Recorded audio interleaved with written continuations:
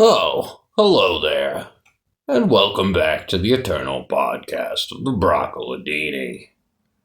This week on the show, our topic will be the magical world of plants. And in the course of this topic, we will discuss breathing, eating, cellulose, plant intelligence, Charles Darwin, photosynthesis, extrasensory perception, and the Nabatean Book of Agriculture. And with all those plants on our plate, we might as well dig our roots deep into the soil and become the best little vegetables that we can. Yes, plants are not just aesthetically pleasing, but they are also the source of all of our breathing, eating, drinks, intoxicating drugs, medicines,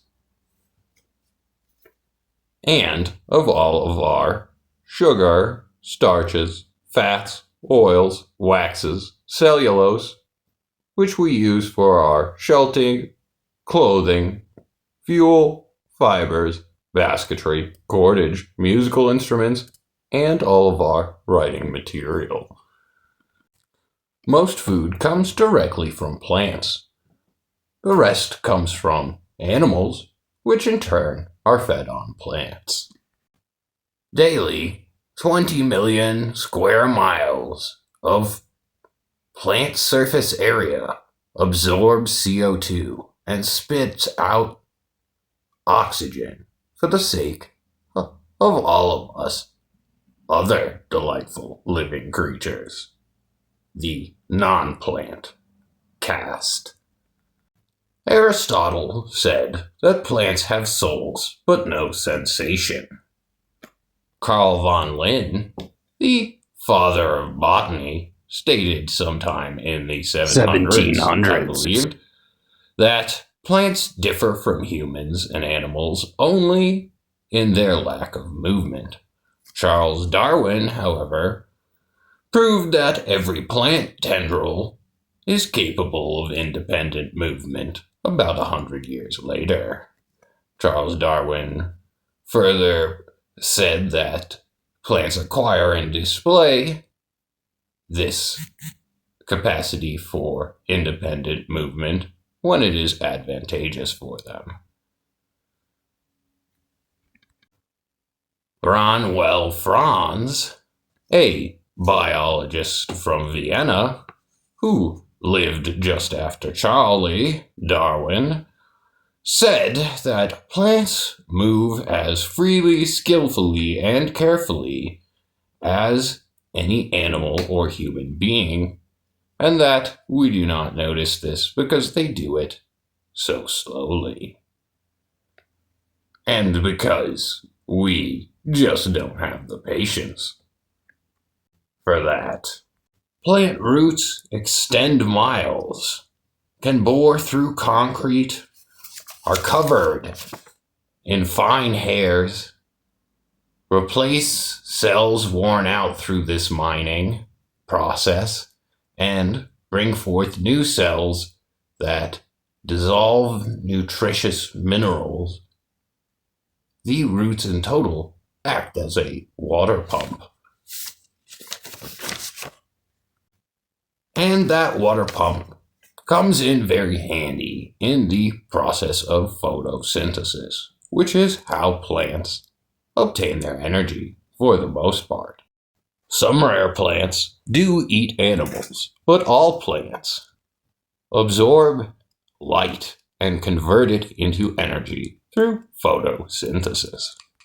Photosynthesis takes place in the part of the plant cells called the chloroplast, which looks like a big green oval enclosure, inside of which are stacks of coin-like little bitties called thylakoids. The stack of thylakoids is called a granum, And this is what the chloroplast is, an ovular enclosure full of stacks of thylakoids, that is, grani or something. When a photon, that is a light particle, hits the thylakoid, this causes the electrons stored inside the thylakoid to become excited. And this is what the thylakoid really is a container for particles, subatomic particles. Now, these electrons within the thylakoid become excited by the photons, and they begin to bounce around back and forth within the thylakoid, becoming faster and faster. The electrons will eventually, in this process, bounce entirely outside of the thylakoid into a electron carrier protein, which shows up during this process specifically. The thylakoid will become upset at losing a protein, and so it will take water, that is H2O, and split the molecule and take some of its electrons. This will leave us with O2, oxygen, where we once had H2O, and the oxygen will be discarded by the plant and shot out into the atmosphere for all of us cool guys. The electrons will be released from their electron carrier proteins and have to escape from the inner chamber of the chloroplast and thylakoid, which they have now been introduced to. And in their escape, they will pass through a turbine-like membrane, generating ATP, which is a ingredient of energy, raw friggin' energy. Spare electrons in this process will stick to NADP molecules present in the thylakoid, as well as some spare hydrogen, and this will create NADPH. The ATP and NADPH generated in this process will be used in the next step of the energy generation, which is the Calvin cycle. And in the Calvin cycle, the ATP and the NADPH will be converted to energy, while in this Calvin cycle process, CO2 will also be converted into glucose. The carbon will be stripped during the Calvin cycle from the CO2 and converted into glucose, the base of sugars, and the O2 will be released once again from the plant as oxygen for all of us super cool guys. So the next time you get to breathe, don't forget to thank a plant. Maybe your office plant, maybe your house plant, or maybe some other plant entirely. As long as it's a plant, it should be acceptable. However, some, and I'm not going to take you too far down this rabbit hole on this particular occasion. If you want to pick up where I leave you off, that can be a very fun time and will only cause you to maybe go a little bit insane while researching in the wee hours of the morning. And I will recommend, in that case, with great appreciation, the book The Secret Life of Plants, which has much to say about this topic. But yes, some have insisted that plants have psychic and extrasensory perception powers on top of a normal, magical animal intelligence, despite having no central nervous system to speak of. Cleve Baxter, an interrogation specialist for the Central Intelligence Agency, who lived from 1924 until 2013, was well known for his experiments with plants and polygraph instruments, most of which experiments were carried out in the 1960s and led to his theory of primary perception. Of all the human and animal intrusions that the plants in Baxter's tests reacted to, no thing produced a sharper reaction in the plants than human beings talking about sex with each other, leading some to believe that ancient fertility rites in which people had sex in newly sown fields may have indeed stimulated the plant growth. Yet this is not the only link between religion, ancient worship, and agriculture. Ancient rites, especially in the Middle East, were often performed in threshing fields, agricultural centers, and were performed in these places because of their primal connection with fertility, survival, and the environment of the world around them, and the cycles of damnation and providence, life and death. In the second book of Samuel in the Bible, David, after conquering Jerusalem from the Jebusites in a battle without bloodshed, more or less, where David wins instead by trickery, David purchases a threshing floor belonging to Araunah the Jebusite for the purpose of building an altar to the Lord.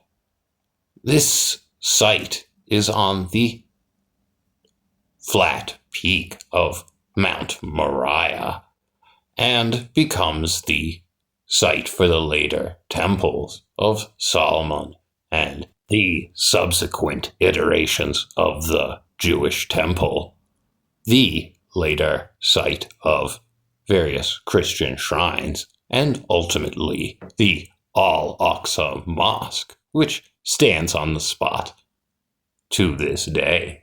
Yes, what other ancient, mysterious, mystical connections may be made between agriculture and religion and occultism, even?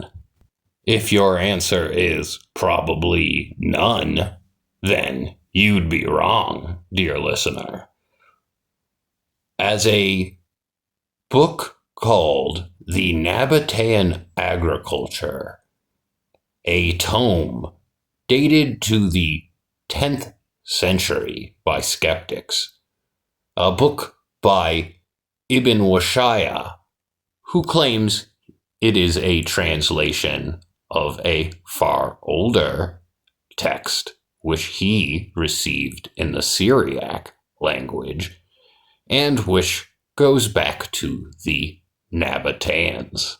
The Nabateans being a once great and truly fantastic civilization of Arabs who lived in the area around the outskirts of the ancient Jews, that being roughly from Syria to the area of North Saudi Arabia, known as Midian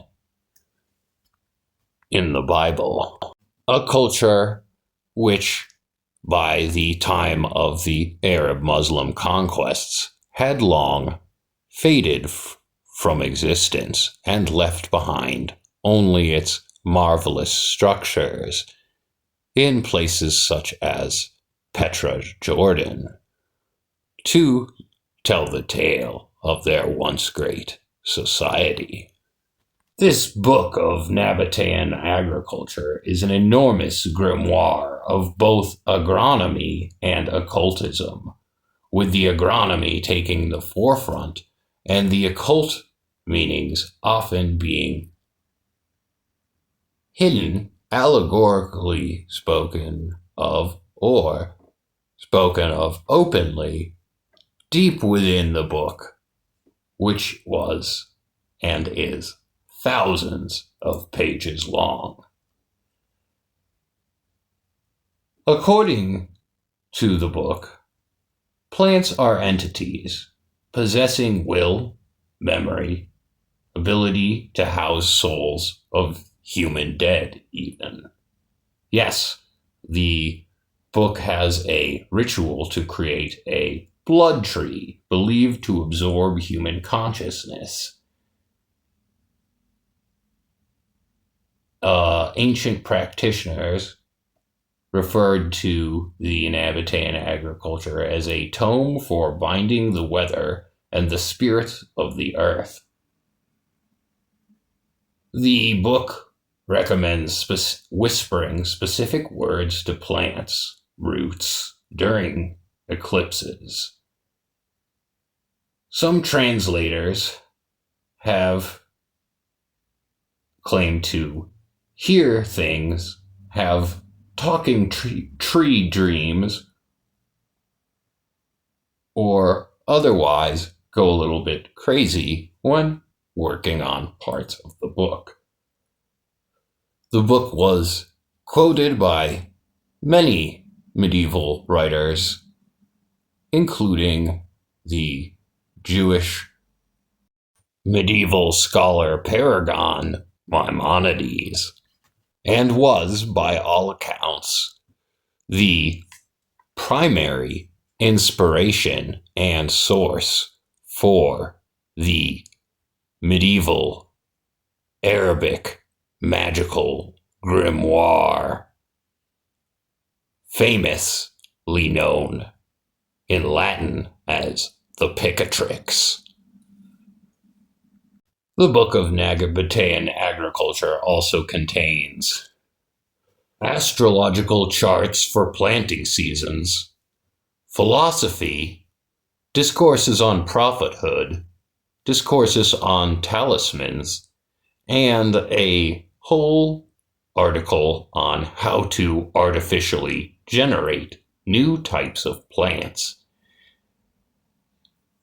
In these sections, statements are made such as that multiplicity of noxious vermin comes from people in the area's sins, or is correlated to people in the area's sins, and that the processes of nature generates new beings through its actions, and that this action of nature is for magicians to emulate.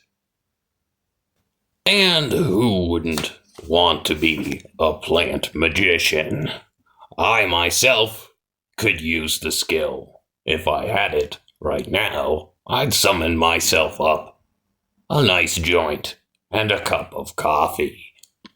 Maybe a mandrake that I could throw at Guillermo del Toro while yelling, "Your new Frankenstein movie was pretty good, I guess."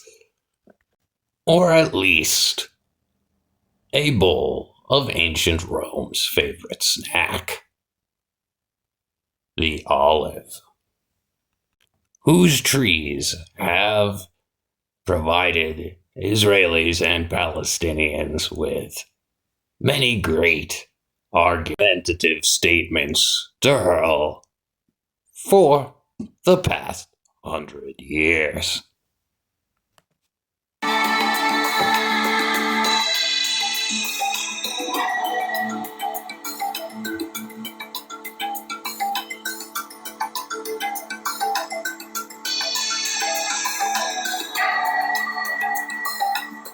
Oh, hello there, and thank you for listening to the Eternal Podcast of the Broccoladini. The Eternal Podcast of the Broccoladini is brought to you by the Central Intelligence Agency's Psychic Garden Center. Central Intelligence Agency Psychic Garden Center. We know what you're thinking, asshole. And by the Little Shop of Horrors. Little Shop of Horrors. Feed me, Seymour. Ah, yes, some days I wish I was one of those plants, which, when it finds itself being munched on by a caterpillar, sends out a chemical that calls a parasitic wasp to the scene to lay eggs inside of the hapless munching caterpie. Because this would be pretty friggin' brutal and pretty friggin' cool. And unfortunately, that's all the time we have on the show this week. Until next time, my friends.